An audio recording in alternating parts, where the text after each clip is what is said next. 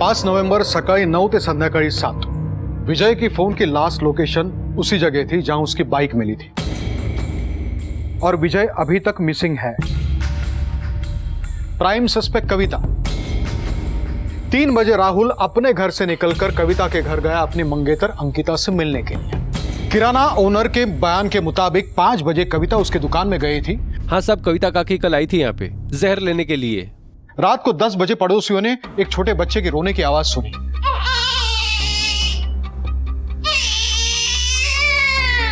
लेकिन जब किसी ने दरवाजा नहीं खोला तब 10:30 बजे उन्होंने पुलिस कंट्रोल रूम फोन किया। 11 बजे जब हम वहां पहुंचे तब हमने 3 लाशें देखी।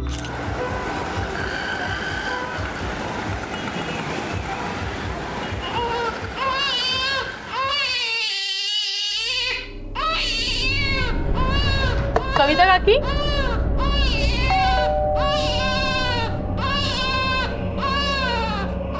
कविता काकी, अरे पता नहीं कोई दरवाजा नहीं खोल रहा है और अंदर से बच्चे की आवाज भी आ रही रोने की, लेकिन कविता जी के घर में तो कोई बच्चा नहीं था।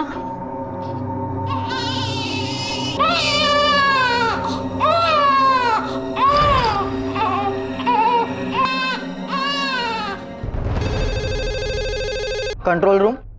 हाँ बोलिए।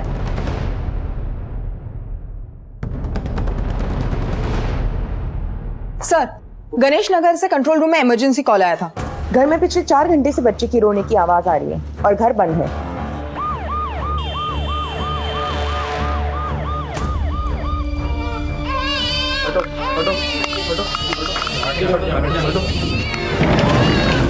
एक सेकंड, हरी आप लोग।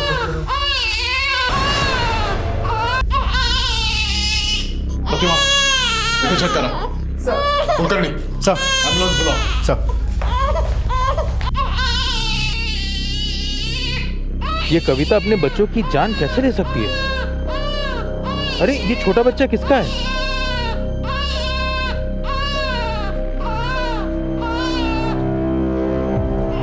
बॉडीज को पोस्टमार्टम के लिए भेज दो। तुम उनके साथ जाओ। जी सर।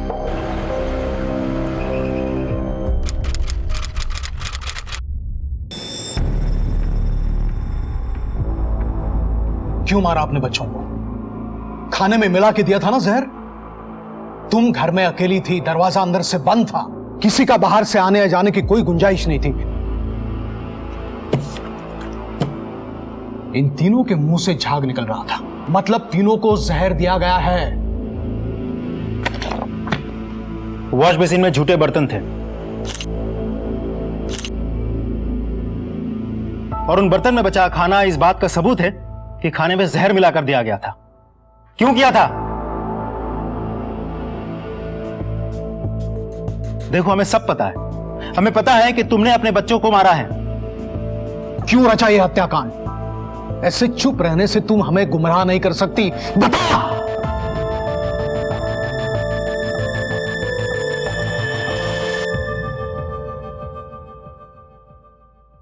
मैं सिर्फ अपने परिवार का भला चाहती थी, अपने बच्चों के लिए उज्जवल भविष्य चाहती थी। इसीलिए 20 साल पहले सांस से लड़कर पति और बच्चों के साथ गांव छोड़कर मुंबई आने का फैसला लिया था। लेकिन ये फैसला मेरे लिए आसान नहीं था। अगर कविता तो परिवार तोड़ून चाललीस। तेरे भी 2 बेटे हैं। जैसा तू आज मेरे साथ कर रहे हैं ना, वैसा ऊपर वाला कल तेरे साथ करेगा। ये मेरी तुझे हाय है, कभी सुखी नहीं रह पाओगे। ए दादा, जाना ही है ना, तू नासिक जाना। इतनी दूर मुंबई क्यों जा रहा है? बाबूजी, नासिक क्या तुम्हारे आंगन में है? आई मंदार, काळजी करू नकोस, मैं आते जाते रहूंगा। दूर हो जा। चल विजय। चलो, हाय मेरा बच्चा।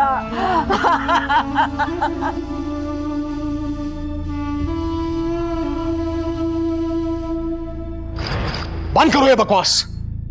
तुम्हारे इन बच्चों की मौत से 20 साल पहले क्या हुआ था, इसका क्या संबंध है?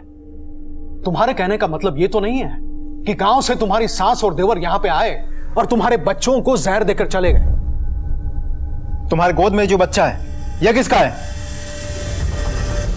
उसे मोहल्ले में किसी ने नहीं पहचाना। बताइए बच्चा किसका है? चोरी का है? नाजायज है? क्या इस बच्चे के लिए तुमने अपने बच्चों को मारा? सर, एक इंपॉर्टेंट बात पता चली है।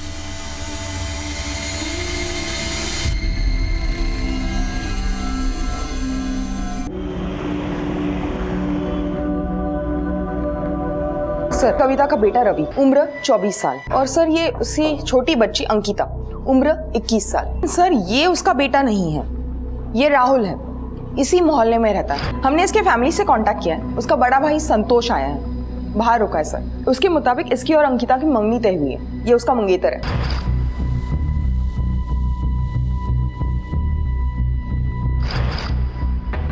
राहुल के सामने उसकी पूरी जिंदगी पड़ी थी। उसके साथ ऐसा कौन कर सकता था और क्यों करेगा? तुम्हारा भाई कविता के घर क्या कर रहा था? एंगेजमेंट हुई थी, मंगेतर था उसका, इसलिए आते जाते रहता था। तुम्हें क्या लगता है तीनों को किसने मारा होगा? क्या पता साहब, मैं खुद सोच में पड़ा हूं। ऐसा कौन कर सकता है उसके साथ? नहीं, तुम सोच में पड़े हो, लेकिन हमें पूरा यकीन है कि ये सब कविता ने किया है। उसी ने सबको जहर देके मारा है। नहीं साहब, ये नामुमकिन है। कविता काकी को मैं बचपन से जानता हूं। वो कभी किसी को दुख नहीं दे सकती थी, खास करके अपने बच्चों को। बहुत प्यार करती थी अपने बच्चों को।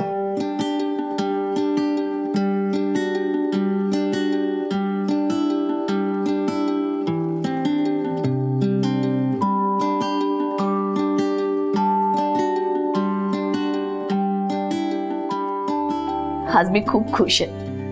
विजय का काम धंधा भी अच्छे से जम गया है और इन दोनों का एडमिशन अच्छे कॉलेज में हो गया। अब मैं सर उठा के गांव जा सकती है। जो सपने लेके शहर आई थी सब पूरे हो गए। अरे आई, जिसके पास तुम्हारे जैसी आई हो वो कभी पीछे रह सकते हैं क्या? कविता काकी अपने बच्चों के लिए जान भी दे सकती थी। सर, मुझे मां नहीं है, लेकिन कविता काकी ने कभी भी मां की कमी महसूस नहीं होने दी मुझे। मां कभी अपने बच्चों की जान नहीं ले सकती क्या? सर, कुछ तो गलती हुई है सर। और विजय, कविता काकी का बड़ा बेटा, वो कहाँ है? सब मोहल्ले वालों ने तो पहले ही कह दिया था कि तीनों बच्चे कविता के ही थे, जिनमें से एक विजय था। अरे त्याने अंदाज बांधला असेल, लेकिन असली सवाल यह है कि विजय कहाँ है। कहीं ऐसा तो नहीं कि विजय का भी हाथ है इस हत्याकांड के पीछे? या फिर कविता ने विजय को मार दिया, या फिर विजय ने इन सबको मारा और गायब हो गया, जिसके लिए मां सदमे में है। सदमे में है या ढोंग कर रही है, देखना पड़ेगा। चला चल।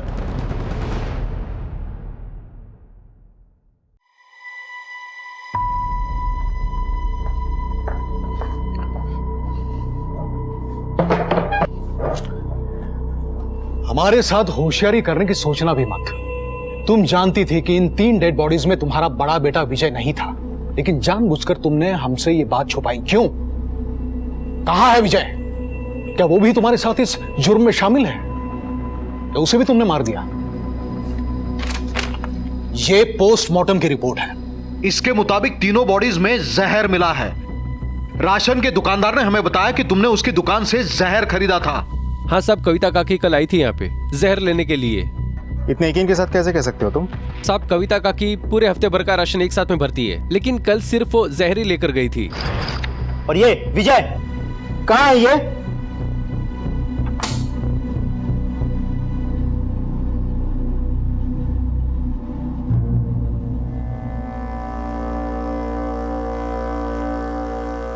बहुत कष्ट में बीता था मेरे विजय का बचपन।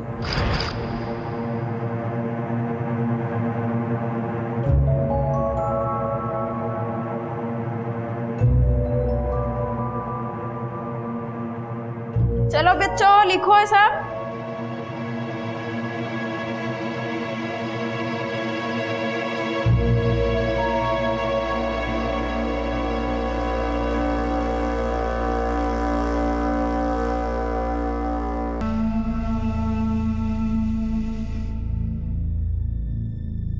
विजय को चश्मे की जरूरत है, ये बात हमको 5-6 महीने के बाद पता चली।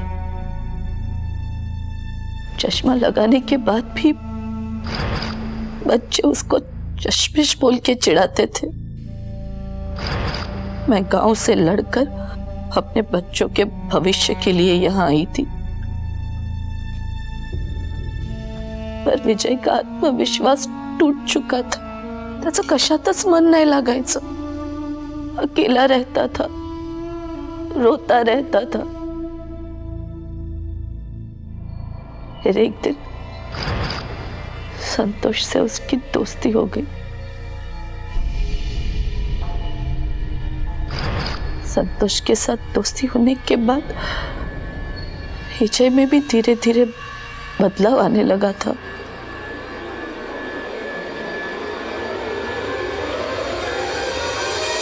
कुलकर्णी, ये औरत या तो ड्रामा कर रही है या सचमुच शौक में है।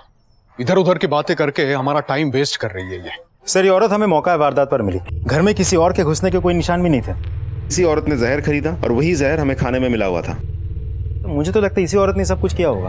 हाँ, सारे सबूत इसी तरफ इशारा कर रहे हैं, लेकिन हमें पूरा यकीन होना चाहिए। इसके मोटिव के बारे में अभी तक हमें कुछ पता नहीं चला है। हमारे पास ये सबूत भी तो नहीं है कि इसी ने ही खाने में जहर मिलाया हो। और उसका बड़ा बेटा विजय, उसके बारे में कुछ पता नहीं चला है। विजय, कविता काकी का बड़ा बेटा वो कहाँ है? बहुत कष्ट में बीता था मेरे विजय का बचपन। और वो छोटा बच्चा जो कविता की गोद में था, पहेली बना हुआ है। सर, उस बच्चे का क्या करें?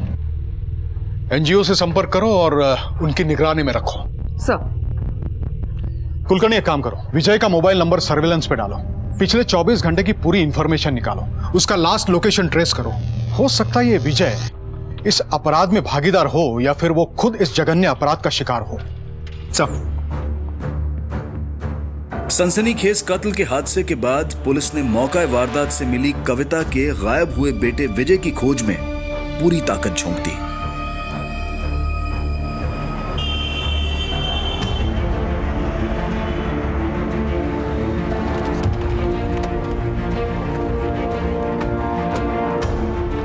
विजय के मोबाइल की लास्ट लोकेशन इसी एरिया में ट्रेस हुई। उसका मोबाइल सुबह 11 बजे से लेकर शाम के 7 बजे तक इसी एरिया में एक्टिव था।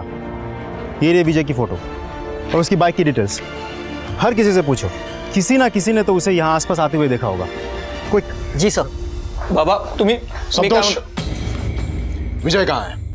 हमें यह भी पता चला है कि विजय तुम्हारा जिगरी दोस्त है। हाँ सर, विजय और मेरी दोस्ती 7वीं क्लास से शुरू हुई थी। स्कूल भी साथ में पढ़े, कॉलेज में भी साथ में गए।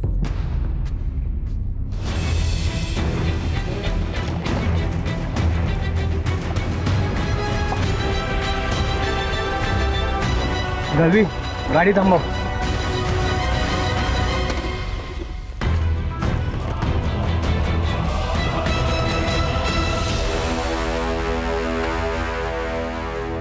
जैसे तुमने बताया और मोहल्ले वालों ने बताया, कविता अपने बच्चों से बहुत प्यार करती थी।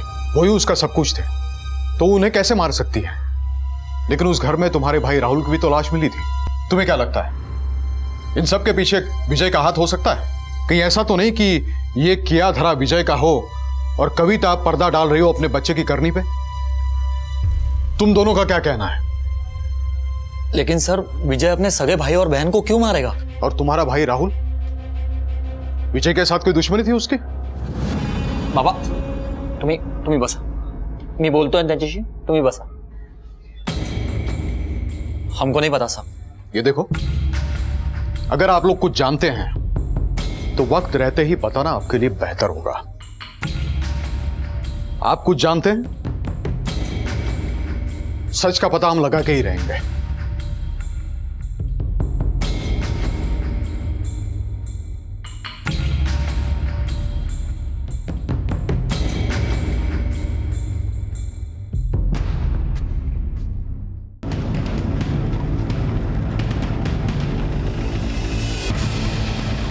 साहेब, हे बघा, गाडी लपवायचा प्रयत्न इथे केलाय। गाड़ी पे या गाड़ी के आसपास कहीं झाग के निशान नहीं है। इसका मतलब दूसरे लोगों की तरह विजय को जहर नहीं दिया गया था। तिथे हा मोबाइल भेटलाय।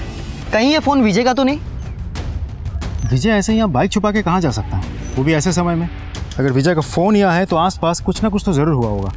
चेतन, इस हाईवे के दोनों तरफ टोल नाका है ना? हो साहब। अगर टोल नाका है तो हमें सीसीटीवी फुटेज जरूर मिलेगी। 5 नवंबर सुबह 11 बजे से लेकर शाम के 7 बजे तक पूरी फुटेज निकालो। इस फ़ोन को ऑन करने की कोशिश करो। अगर ये फ़ोन विजय का है तो हमारे लिए बहुत काम की चीज़ साबित हो सकती है। इस फ़ोन के कॉल डिटेल्स निकलवाओ और पता करो गायब होने से पहले वो किस किस से बात कर रहा था। हो साहब। पुलिस के हाथ इस बात के कई सबूत लग चुके थे कि कविता ने ही अपने दोनों बच्चों और अपनी बेटी के मंगेतर को मारा था और विजय की गुमशुदगी में भी उन्हें कविता का ही हाथ नजर आ रहा था। एक सुराग जो अब तक पुलिस के हाथ नहीं लगा था वो था कविता का अपने हंसते खेलते परिवार को मौत की भट्टी में झोंक देने का कारण। विजय की बाइक उस जगह कैसे पहुंची उसका सुराग लगाते लगाते पुलिस ने हाईवे के टोल नाके के सीसीटीवी फुटेजेस को खंगालना शुरू किया।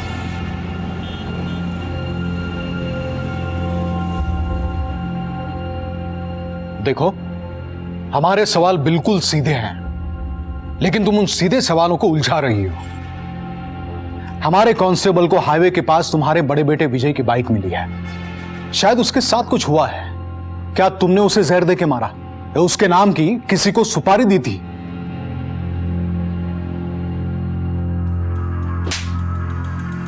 सर पूछ रहे हैं, उस सवाल का सीधी तरीके से जवाब दे।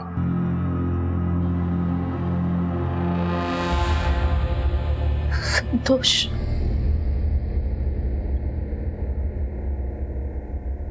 विजय ने जब संतोष से दोस्ती की थी तेव्हा वाटलं होतं वो भी पढ़ाई में ठीक हो जाएगा, मेरे दूसरे दोनों बच्चों की तरह।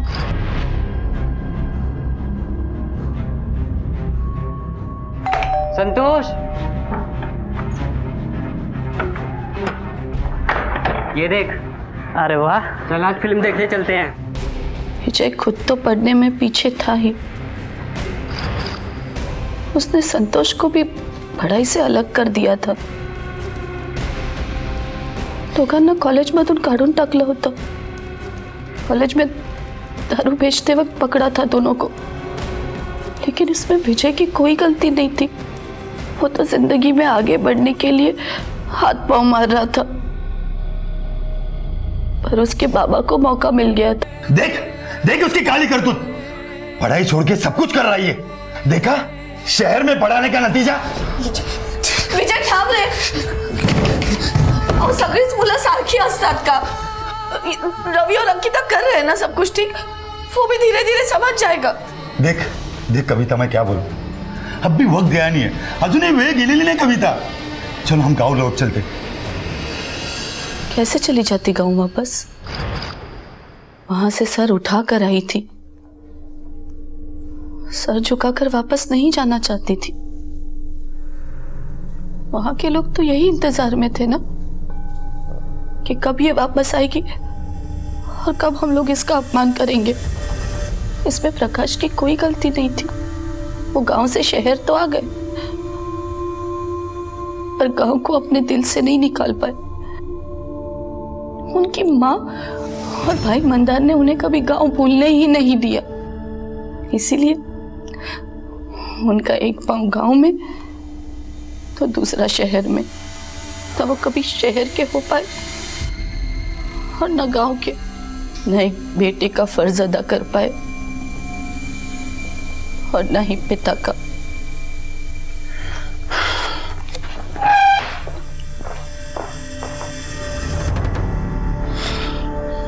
प्रतिमा, ये कविता सीधा जवाब नहीं देने वाली।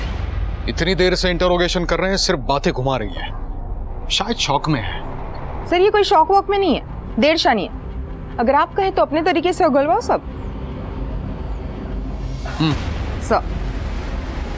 सर एनजीओ से फोन आया था। 5 नवंबर सकाळी 9 ते संध्याकाळी 7 विजय की फोन की लास्ट लोकेशन उसी जगह थी जहां उसकी बाइक मिली थी, और विजय अभी तक मिसिंग है। प्राइम सस्पेक्ट कविता। 3 बजे राहुल अपने घर से निकलकर कविता के घर गया अपनी मंगेतर अंकिता से मिलने के लिए। किराना ओनर के बयान के मुताबिक 5 बजे कविता उसकी दुकान में गई थी। हाँ साहब, कविता काकी कल आई थी यहाँ पे जहर लेने के लिए। रात को 10 बजे पड़ोसियों ने एक छोटे बच्चे की रोने की आवाज सुनी।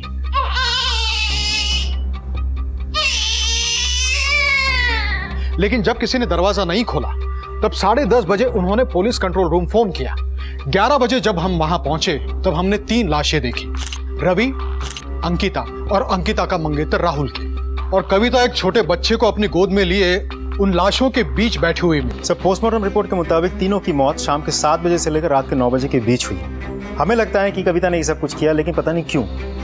और दूसरी तरफ हम अभी तक विजय तक नहीं पहुंच सके, जिससे ये साबित हो पाए कि सब में विजय का क्या हाथ है और आखिर विजय है कहाँ। और जिस तरह से कविता विजय के बारे में बात कर रही है, बहुत कष्ट में बीता था मेरे विजय का बचपन।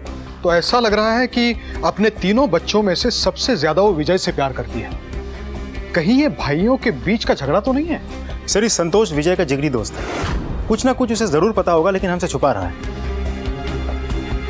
सर, खूब प्रयत्न केला, ये कविता मोटी चमड़ी की है, कुछ नहीं बोल रही। साहब, मालवनी पुलिस स्टेशन की एफआईआर की कॉपी, जहां संतोष ने विजय के खिलाफ 8 महीने पहले एफआईआर दर्ज कराई थी।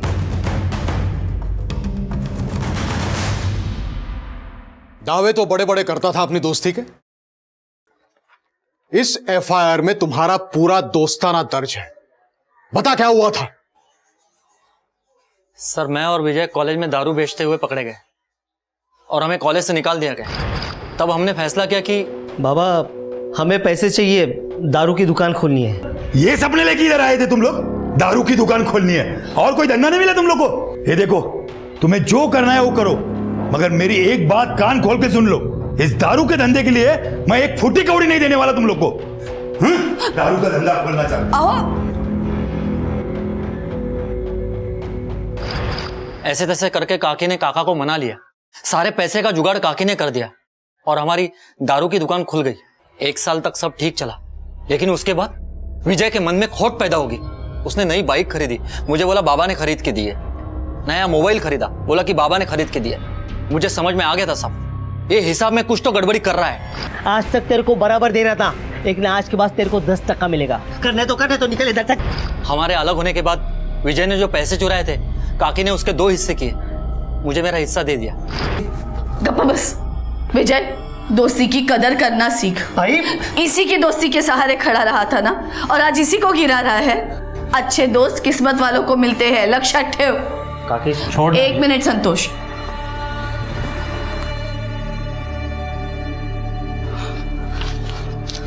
काकी, ये क्या कर रही तू? हे आई, तू गप बस। कविता काकी सीधी सादी औरत है, अपने उसूलों की पक्की है। उसने हमेशा सच का ही साथ दिया है। लेकिन साहब, विजय नहीं सुधरा। उसका बाप ही था जिसे वो डरता था, लेकिन उस बाप की हार्ट अटैक से मौत हो गई। उसके बाद तो विजय बिल्कुल शेर हो गया।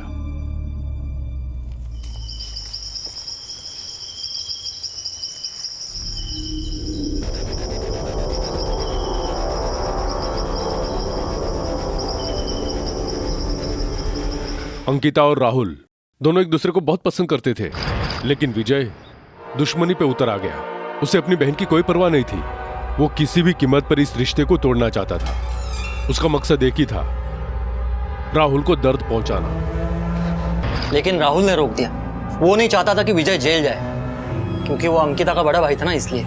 इतना सब कुछ होने के बावजूद भी तुम ये नहीं मानते कि विजय ने ही रवि, राहुल और अंकिता को जहर देके मारा है?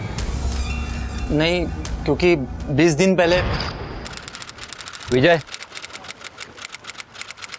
अब काय को बुलाया मेरे को इधर? संतोष, मुझे माफ कर दे। मैं दोस्ती के रिश्ते को लालच के तराजू में तोड़ रहा था। पहले कम से कम एक कंधा तो था जिस पर मैं सर रखकर रो सकता था।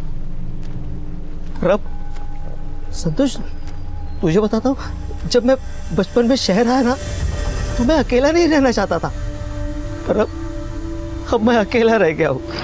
विजय को मैं बचपन से जानता हूँ। वो सच कह रहा था साहब, वो पूरा बदल चुका था। उस दिन के बाद उसने कभी किसी से कोई झगड़ा नहीं किया। मेरे घर पे आया, बाबा और राहुल से माफी मांगी। मैं पूरे यकीन के साथ कह सकता हूँ सर, इन हत्याओं के पीछे विजय का दूर दूर तक कोई संबंध नहीं है। विजय का अचानक हृदय परिवर्तन हुआ, इसका क्या कारण हो सकता है? ये तो मैं नहीं जानता, लेकिन विजय पर पूरा विश्वास था मेरा। अरे मूर्ख है तू, मूर्ख। विजय ने सबको मारा है और अपने ऊपर आए हुए शक को हटाने के लिए वो मगरमच्छ के आंसू बहाते गया। और वो कविता, वो भी कुछ कम नहीं है। वो बच्ची के हर काली करतूत पर पर्दा डालती रही अब तक, और अब नहीं डालेगी क्या? वो अपने बच्चे के हर गुनाह को छुपाती आई है।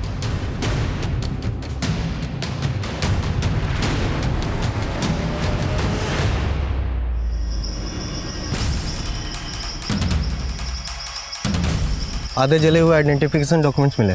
बॉडी की हालत देखकर लगता है मौत 2 दिन पहले हो चुकी है। ताज्जुब की बात यह है कि एक ही परिवार के सारे बच्चे मारे जा चुके हैं। सर, पूछताछ से पता चला कि कविता परसों अपने घर के आसपास ही थी। इसका मतलब उसने विजय को किसी और से मरवाया है। विजय की लाश को देखकर कविता ने जिस तरह से रिएक्ट किया, बड़ी हैरत की बात है।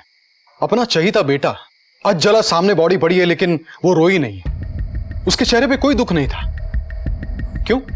क्योंकि उसी ने अपने सारे बच्चों की हत्या की या करवाई। हो सकता है।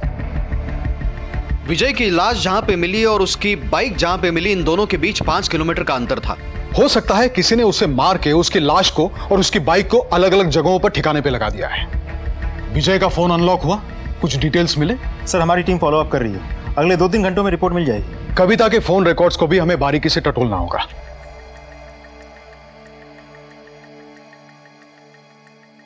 आई, मुझे माफ कर दे आई। मैं जिंदगी भर गलतियां करता रहा, तेरे दुख का कारण बनता रहा, पर तू मुझे हमेशा बचाती रही। मेरी टेंशन की वजह से बाबा भी जल्दी चल बसे। आई देखना कितनी उम्र निकल गई। आई, मैं सुधरना चाहता हूँ। आई, मैं सुधरना चाहता हूँ। प्रायश्चित करने की कोई उम्र नहीं होती। जब जागो तब सवेरा।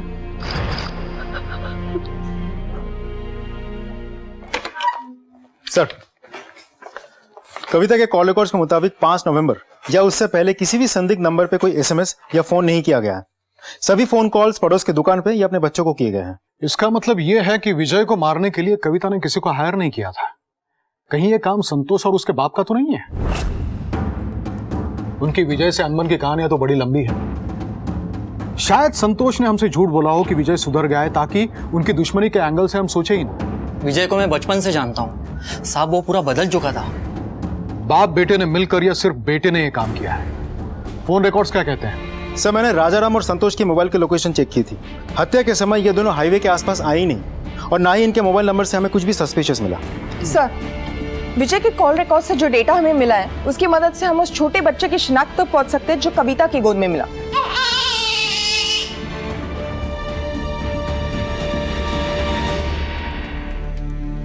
Very bad. इसकी तबीयत तो बहुत खराब है। अगर 2-3 घंटे में इसका बुखार कम नहीं हुआ ना, इसे हॉस्पिटल में एडमिट करना पड़ेगा।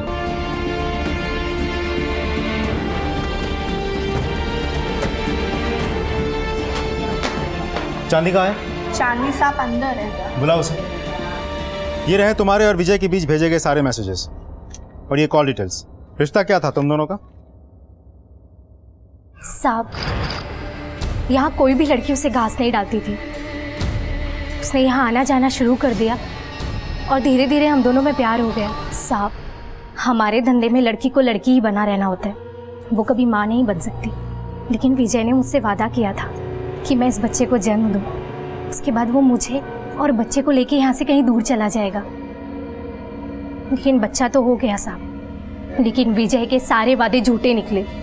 उसने यहाँ आना जाना छोड़ दिया और मैं नहीं चाहती थी कि मेरे बच्चे की इस माहौल में परवरिश हो, इसलिए मैं अपने बच्चे को लेके खुद उसके पास चली गई। ना जाने सर विजय को क्या हो गया था, वो अपने बच्चे को देख करके रोने लगा। विजय को देखकर ऐसा लग रहा था कि जैसे उसे अपने काम में पहली बार सफलता मिली हो। उसने मुझसे वादा किया था कि वो बच्चे की देखभाल करेगा और 4 नवंबर को वो यहाँ आया भी था। हमारी मैडम को पैसे दिए और बच्चे को लेकर चला गया। मुझे भी चलने के लिए कहा था, लेकिन मैंने मना कर दिया साहब। फिर विजय के साथ कब बात हुई तुम्हारी? साहब, उसके बाद मैंने उसे कई बार फ़ोन लगाने की कोशिश करी, लेकिन उसका फ़ोन नहीं लगा और अब तो पता चला है कि वो मर चुका है।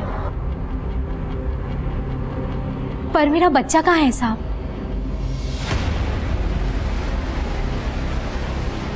सर, विजय का हृदय परिवर्तन इस बच्चे की वजह से हुआ था। इसका मतलब संतोष हमसे सच बोल रहा था। तो फिर विजय को कौन मार सकता है और फिर क्यों? और ये बात भी तो अभी तक साफ नहीं हो पाई है कि कविता अपने जिम्मेदार और सुधरे हुए बच्चों को क्यों मारेगी। हम तो ये मान के चल रहे हैं कि रवि, अंकिता और राहुल अच्छे बच्चे थे। शायद हम उनके बारे में गलत सोच रहे हो। या ये भी हो सकता है कि उन हत्याओं के पीछे विजय और कविता का हाथ ही ना हो। या ये भी हो सकता है कि इन तीनों में से किसी एक का किया धरा हो। एक काम करो कुलकर्णी, उन तीनों के बारे में और वो बाप बेटा क्या नाम राजाराम और संतोष, उनके बारे में पूरी इंफॉर्मेशन निकालो सब।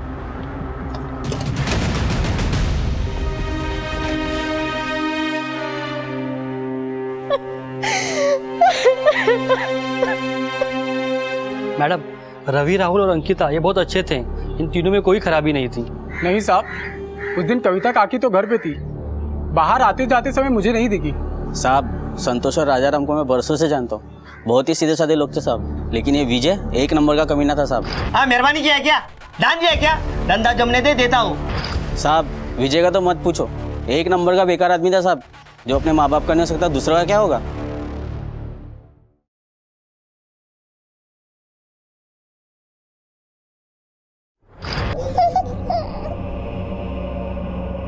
कुठून आणलंस याला? आई, हे माझं बाळ आहे, मेरा बेटा आहे ये। क्यों, कैसे, क्यों, हे नको विचारूस, बस इसे स्वीकार कर ले। ये तेरे विजय का अंश है।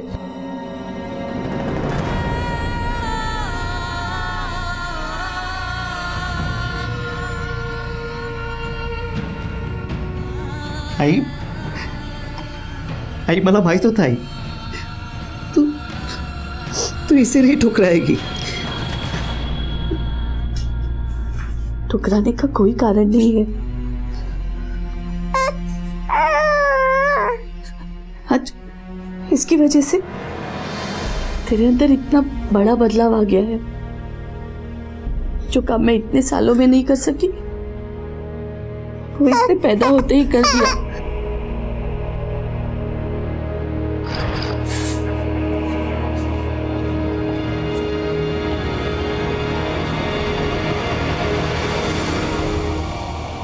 संपदा, उठाओ। चलो उठ।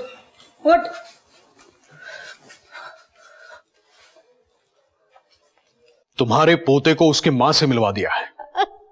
एक वो मां है जो अपने कठिन समय में भी अपने बच्चे के भविष्य को लेकर गहरी चिंता में है, और एक तुम हो जिसने विजय, रवि, अंकिता और राहुल को मौत के घाट उतार दिया।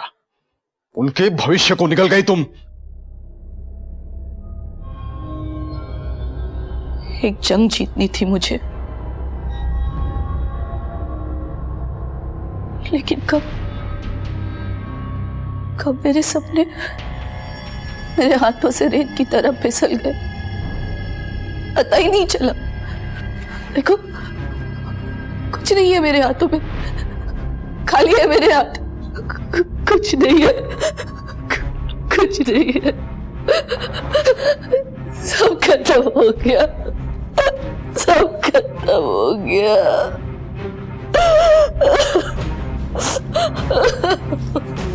कविता अब भी अपना जुर्म कबूल नहीं कर रही है। सर विजय की मौत वाले दिन अंकिता एक नंबर से बार बार कांटेक्ट में थी। हर आधे घंटे में या तो कॉल आया था या गया था।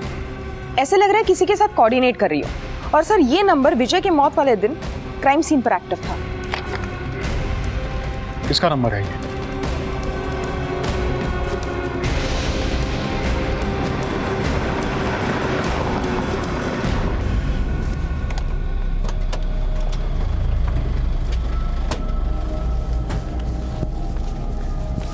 मंदार। हाँ, काय काम होतं? मुंबई पुलिस, ले चलो इसे। चल सब मैंने किया क्या है सब? ले आओ इसे। अरे आई, अरे काय झालं? अरे का पकडलं त्याला? अरे कोणी थांबवा ना। बोल। विजय के साहब। क्यों किया तूने ये? साहब, वो लोग कहने के लिए तो मुंबई गए थे, लेकिन उनका सारा गुजारा मेरी कमाई पर हो रहा था। पहले उस मेरे भाई ने मुझे गुलाम बना कर रखा, फिर विजय ने, और ये सब करनी मेरी कविता भाभी की थी। लेकिन जैसी करनी वैसी भरनी साहब। एक दिन रवि, राहुल और अंकिता मेरे घर आए। काका, विजय भैया के रहते मेरी शादी नहीं हो सकती, और ना ही मेरे आगे की पढ़ाई के लिए मुझे कुछ मिल सकता है। विजय भैया ऐसे ही पैसा उड़ाता रहा तो कुछ नहीं बचेगा। इससे पहले कि हमारे हाथ में भीख का कटोरा आ जाए, हमें विजय भैया को खत्म करना पड़ेगा। काका, अब बस यही एक रास्ता बाकी है, और सबका भला इसी में है। मुझ पर शक न हो इसलिए मैं मुंबई चला आया सर। विजय पर नजर रखी, जैसे ही मौका मिला उसे मार दिया साहब।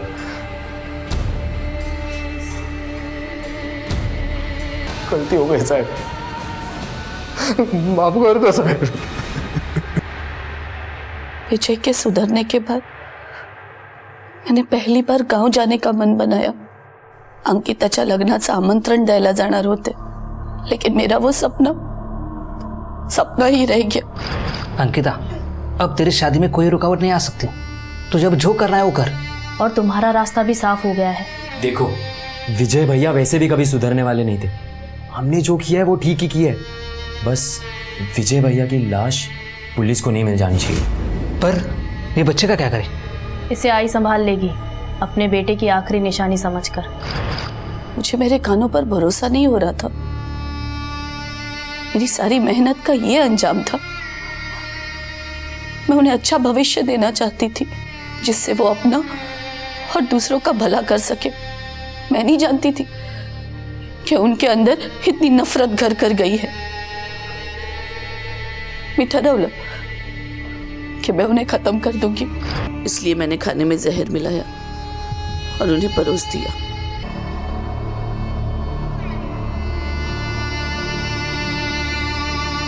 क्या गलती हुई मुझसे? अपने बच्चों के हित के लिए सबसे लड़ती रही। मेरे पति और मेरे बीच हमेशा लड़ाई इनको लेकर ही होती थी। मेरे ससुराल वालों से भी इनके लिए बैर लिया मैंने। सबकी गालियां सुनी, सबकी बददुआएं ली, पर नहीं, फेल हो गई मैं, हार गई मैं, हार गई।